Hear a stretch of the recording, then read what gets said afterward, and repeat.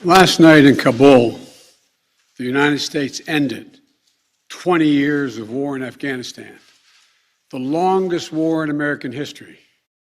We completed one of the biggest airlifts in history, with more than 120,000 people evacuated to safety. That number is more than double what most experts thought were possible. No nation has ever done anything like it in all of history.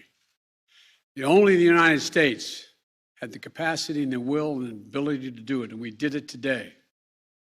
The extraordinary success of this mission was due to the incredible skill, bravery, and selfless courage of the United States military and our diplomats and intelligence professionals.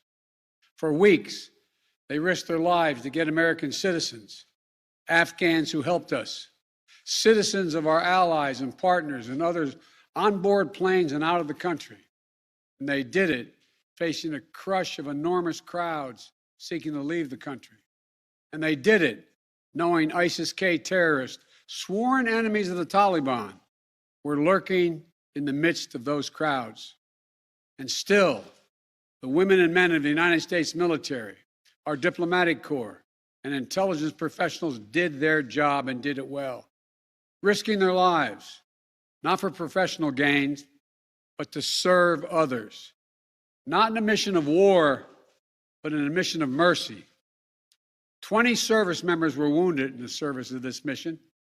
13 heroes gave their lives. I was just at Dover Air Force Base for the dignified transfer. We owe them and their families a debt of gratitude we can never repay, but we should never, ever, ever forget. In April, I made a decision to end this war. As part of that decision, we set the date of August 31st for American troops to withdraw. The assumption was that more than 300,000 Afghan national security forces that we had trained over the past 2 decades and equipped would be a strong adversary in their civil wars with the Taliban. That assumption that the Afghan government would be able to hold on for a period of time beyond military drawdown turned out not to be accurate. But I still instructed our national security team to prepare for every eventuality, even that one. And that's what we did. So we were ready when the Afghan security forces, after 2 decades of fighting for their country and losing thousands of their own, did not hold on as long as anyone expected.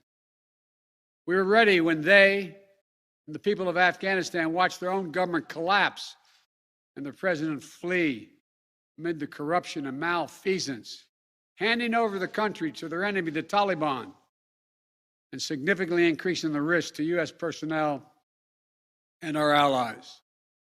As a result, to safely extract American citizens before August 31st, as well as embassy personnel, allies and partners, and those Afghans who had worked with us and fought alongside of us for 20 years, I had authorized 6,000 troops, American troops, to Kabul to help secure the airport.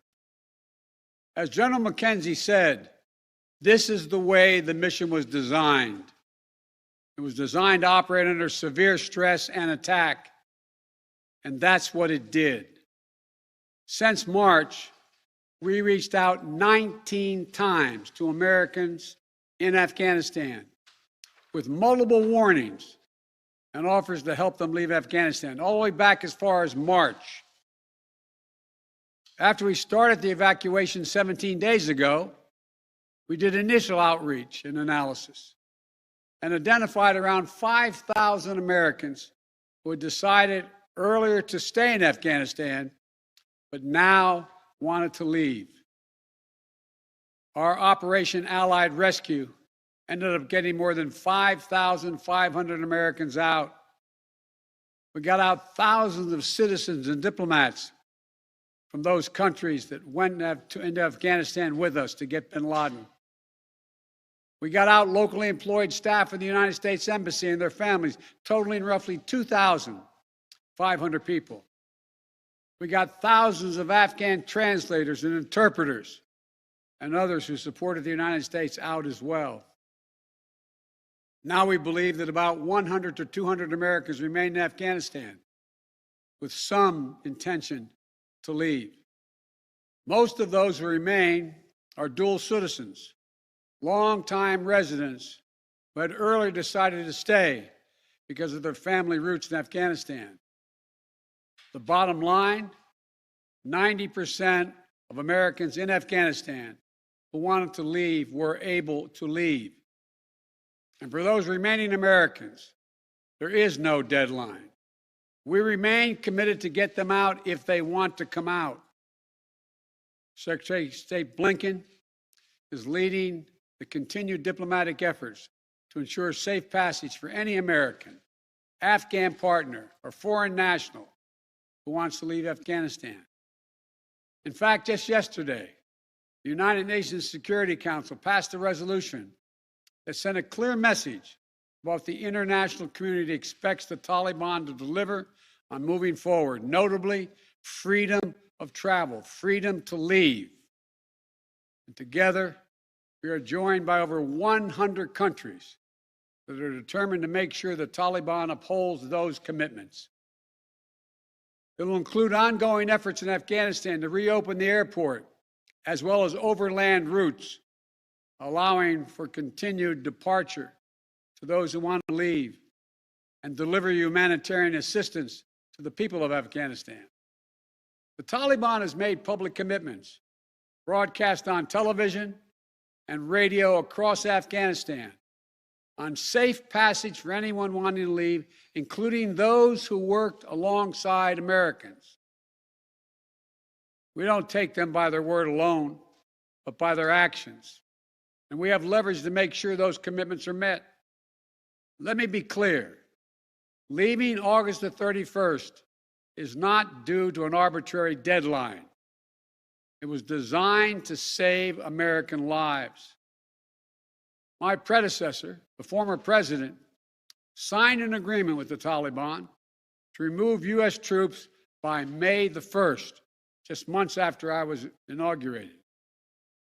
It included no requirement that the Taliban work out a cooperative governing arrangement with the Afghan government. But it did authorize the release of 5,000 prisoners last year, including some of the Taliban's top war commanders, among those who just took control of Afghanistan. By the time I came to office, the Taliban was in its strongest military position since 2001, controlling or contesting nearly half of the country. The previous administration's agreement said that if we stuck to the May 1st deadline that they had signed on to leave by, the Taliban wouldn't attack any American forces. But if we stayed, all bets were off. So we were left with a simple decision. Either follow through on the commitment made by the last administration and leave Afghanistan, or say we weren't leaving and commit another tens of thousands more troops going back to war. That was the choice, the real choice, between leaving or escalating. I was not going to extend this forever war, and I was not extending a forever exit.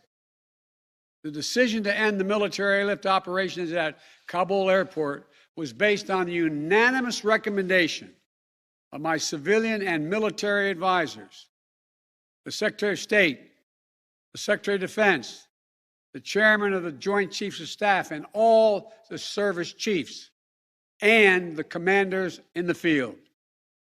Their recommendation was that the safest way to secure the passage of the remaining Americans and others out of the country was not to continue with 6,000 troops on the ground in harm's way in Kabul, but rather to get them out through non-military means.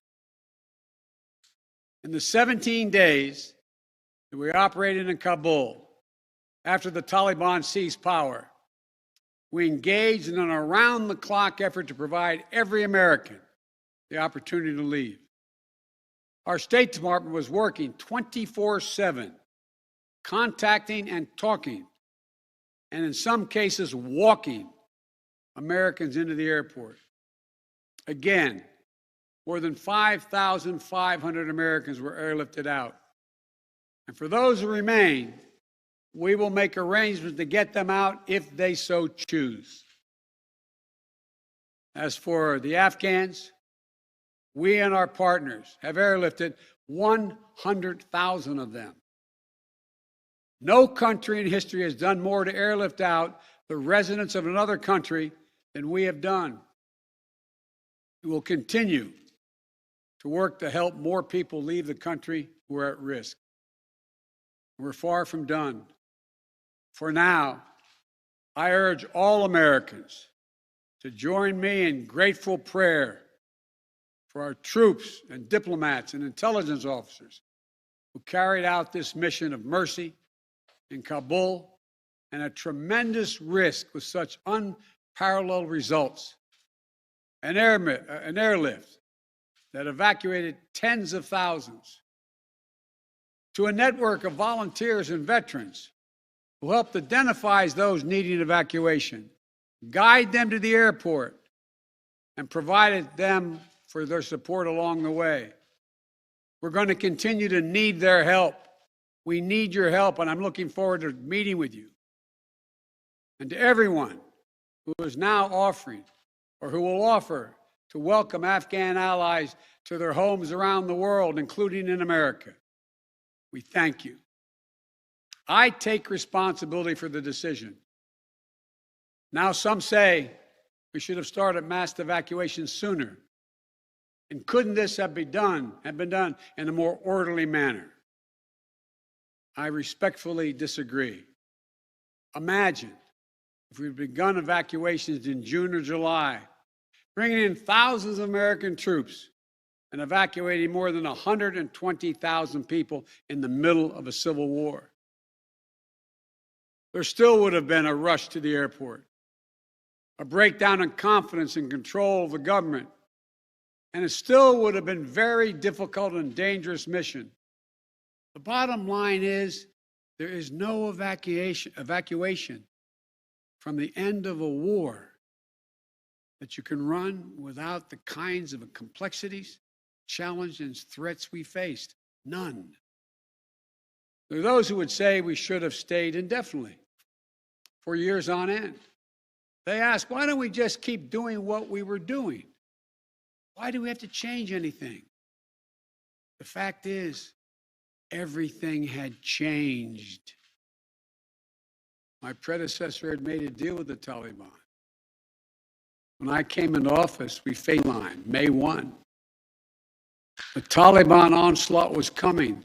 We faced one of two choices: follow the agreement of the previous administration and extend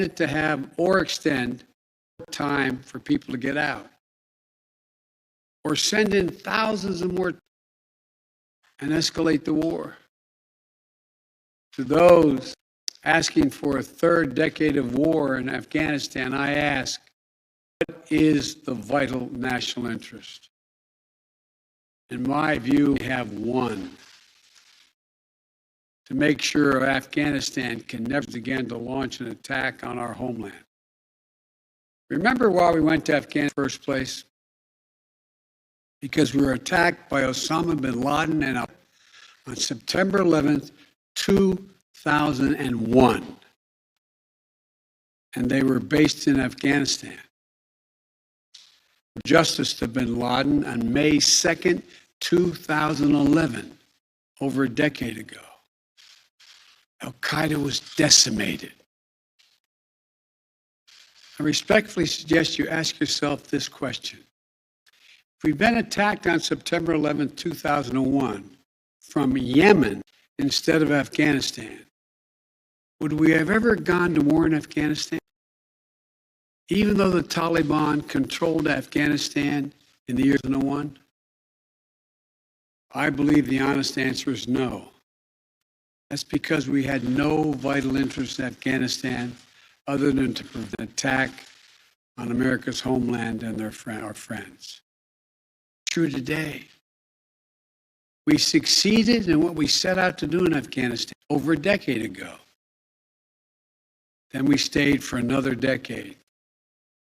It was time to end this war. This is a new world. The terror threat has metastasized across the world, well beyond Afghanistan. We face threats from Al-Shabaab in Somalia, Al-Qaeda affiliates in Syria and the Arabian, and ISIS attempting to create a caliphate in Syria and the Arabian Peninsula. It's attempting to create a caliphate in Syria and Iraq and establishing affiliates in Asia. The fundamental obligation of a president, in my opinion, is to defend and protect America. Not threats of 2001, but against the threats of 2020 tomorrow.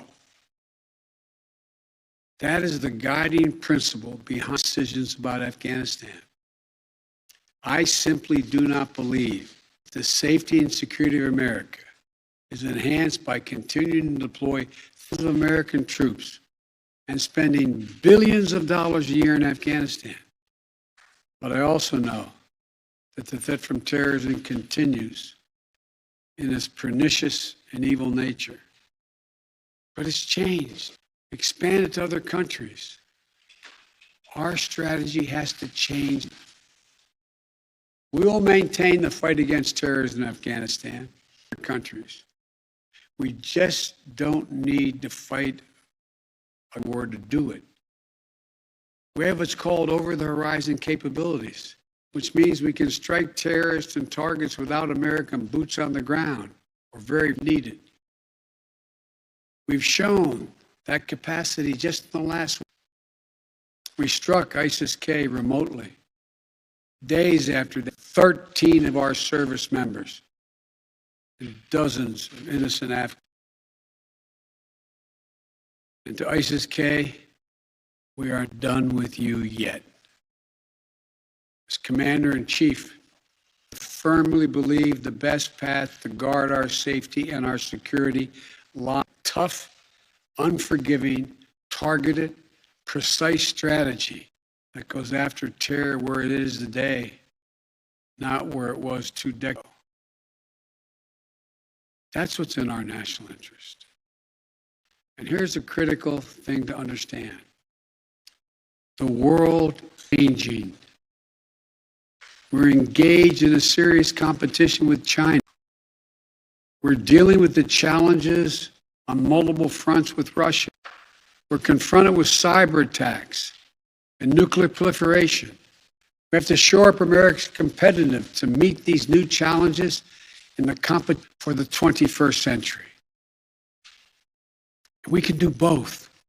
Fight terrorism and take on new threats that are here now and will be here in the future. And there's nothing China or Russia would want more in this competition in the United States to be bogged down a decade in Afghanistan. As we turn the page on the foreign policy that has guided our nation the last 2 decades, we've got to learn from our mistakes. To me, there are 2 that are paramount. First, we must set missions with clear, achievable goals, not ones we'll never reach. And second, we must stay focused on the fundamental national security interest of the United States of America. This decision about Afghanistan is not Afghanistan. It's about ending an era of major military operations to remake other countries. We saw a mission of counterterrorism in Afghanistan, getting the terrorists and stopping attacks, morph into a counterinsurgency, nation building, trying to create a democratic, cohesive, and united Afghanistan, something that has never been done over many centuries of Afghan history.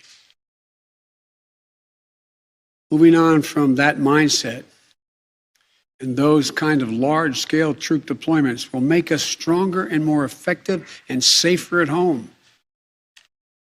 And for anyone who gets the wrong idea, let me say clearly, to those who wish America harm, to those who engage in terrorism against us or our allies, know this: the United States will never rest.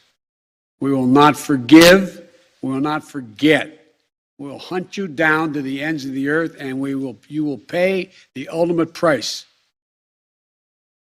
And let me be clear. We'll continue to support the Afghan people through diplomacy, international influence, and humanitarian aid. We'll continue to push for regional diplomacy engagement to prevent violence and instability. We'll continue to speak out for the basic rights of the Afghan people, especially women and girls, as we speak out for women and girls all around the globe. And I've been clear that human rights will be the center of our foreign policy. But the way to do that is not through endless military deployments, but through diplomacy, economic tools, and rallying the rest of the world for support. My fellow Americans, the war in Afghanistan is now over. I'm the fourth president who has faced the issue of whether and when to end this war. When I was running for president, I made a commitment to the American people that I would end this war. Today, I've honored that commitment.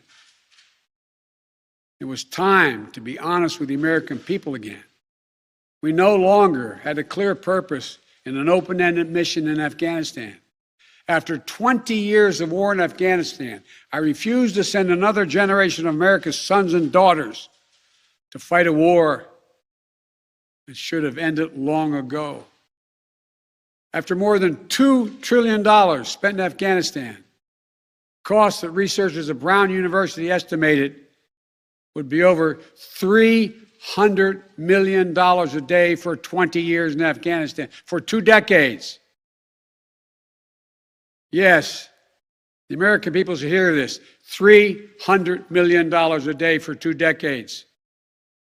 If you take the number of $1 trillion, as many say, that's still $150 million a day for 2 decades. What have we lost as a consequence in terms of opportunities?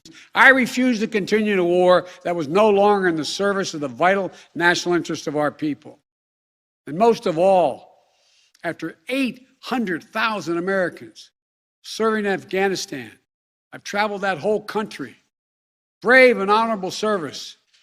After 20,744 American servicemen and women injured, and the loss of 2,461 American personnel, including 13 lives lost just this week, I refuse to open another decade of warfare in Afghanistan.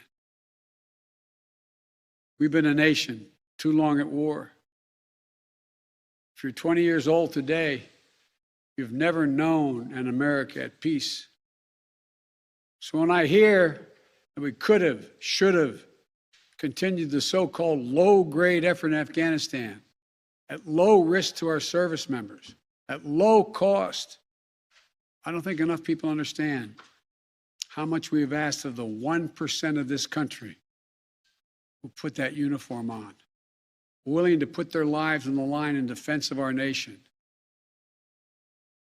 Maybe it's because my deceased son, Bo, served in Iraq for a full year. Before that, well, maybe it's because of what I've seen over the years as senator, vice president, and president traveling these countries. A lot of our veterans and their families have gone through hell.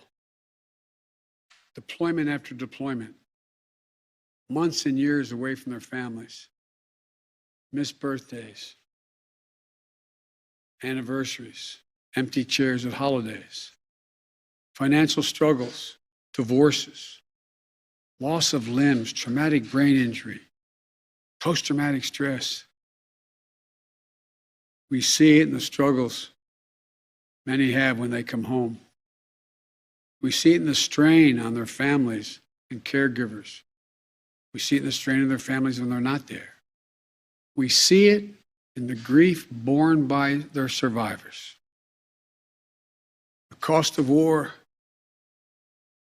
they will carry with them their whole lives. Most tragically, we see in the shocking and stunning statistic that should give pause to anyone who thinks war can ever be low grade, low risk, or low cost. 18 veterans, on average, who die by suicide every single day in America. Not in a far-off place, but right here in America. There's nothing low grade or low risk or low cost about any war. It's time to end the war in Afghanistan. As we close 20 years of war and strife and pain and sacrifice, it's time to look to the future, not the past, to a future that's safer, to a future that's more secure, to a future that honors those who served and all those who gave what President Lincoln called their last full measure of devotion. I give you my word with all of my heart. I believe this is the right decision, the wise decision, and the best decision for America. Thank you. Thank you, and may God bless you all, and may God protect our troops. President Biden, what about the Americans President Biden reports the Taliban? And that wraps up President Biden's speech there on the end of the Afghanistan war, marking the close there and taking no questions there from the media, only to turn back to grab his mask. We thought maybe he was going to speak there for just a moment there. But President Biden saying leaving Afghanistan was a wise and best decision, and really talked about the past 20 years and said that this